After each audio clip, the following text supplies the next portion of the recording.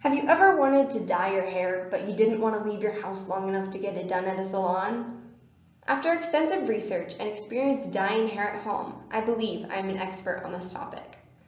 At the end of this presentation, you should be able to dye your own hair or someone else's hair without having prior experience.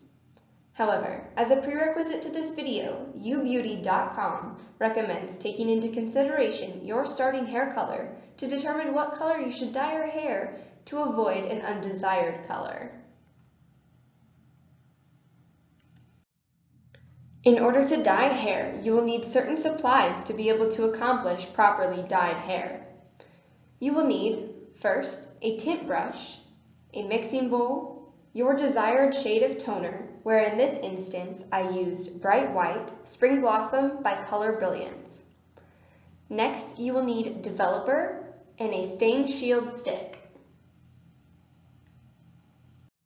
Once you have all of the needed supplies to dye someone's hair, you can begin the process. According to the directions in the Color Brilliance box, you will need to mix 2 parts developer for every 1 part of toner.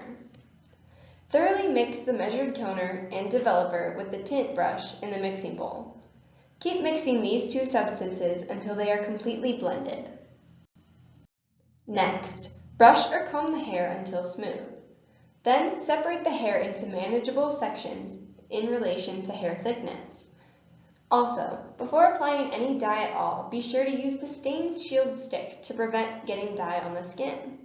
Make sure you apply the stick on the forehead, ears, and neck. Now that the hair is properly sectioned off and prepped for dye, begin to use a painting-like technique to saturate the roots of the sections in the back, then work your way forward as you go. According to Allure.com, to avoid patchiness, you should always section off your hair and start from the back of the head and work your way forward.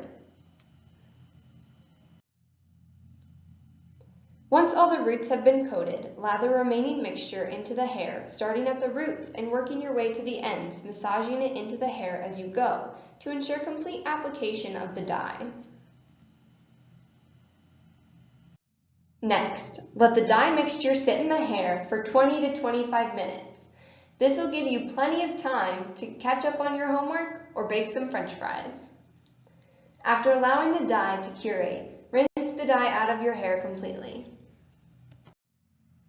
Finally, dry and style your newly dyed hair. Now, hopefully, you'll never have to leave your house again to achieve a brand new hair color.